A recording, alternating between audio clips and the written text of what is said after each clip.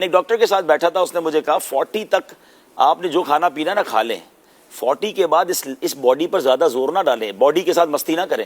میں نے کہا اس سے کیا مراد ہے؟ بڑی کمال کی اس نے بات بتائی. کہتے ہیں وائس لوگوں کی وائس بات, بڑے پروفیسر ہے وہ. کہتے ہیں 40 تک جو ہے نا, 40 تک آپ جب پہنچتے ہیں آپ ہر چیز کے محور ہوتے ہیں, اپنی فیملی کا پلر آپ ہوتے ہیں. اگر آپ کسی آرگنائزیشن میں ہیں تو آپ کی آرگنائزیشن یا آپ کی جو بھی آپ کے سراؤنڈنگ میں لوگ ہیں ان کا آپ ایک طرح سے لیڈ کر رہے ہوتے ہیں چیزوں کو. تو یہ وہ ایج ہوتی ہے جس میں اگر آپ گرتے ہیں نا تو آپ کی بہت ساری جس لوگوں کی ہوپ ہوتی ہے نا وہ ڈسٹرب ہو جاتی ہے.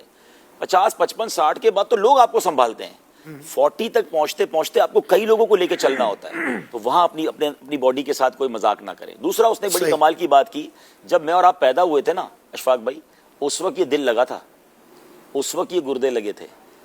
باڈی میں جتنے پارٹ ہیں نا پیدا ہوتے وقت اللہ نے دے دیے تھے, صحیح, یہ اس وقت سے چل رہے ہیں.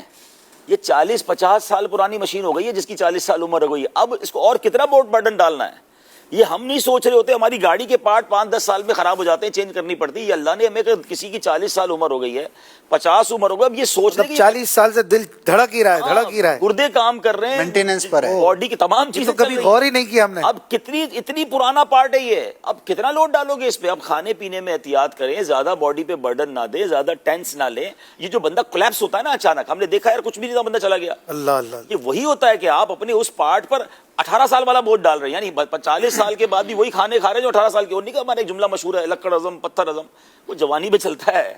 40-45 کے بعد باڈی کے ساتھ مذاق نہ کرے, پھر بیماریاں اٹیک کر رہی ہوتی ہیں. تو یہ وہ تمام چیزیں جو ہمیں سیکھنی چاہیے وائس لوگوں سے, جو آپ کو واقعی سیکھنے کو ملتی ہیں اور اچھا لگتا ہے.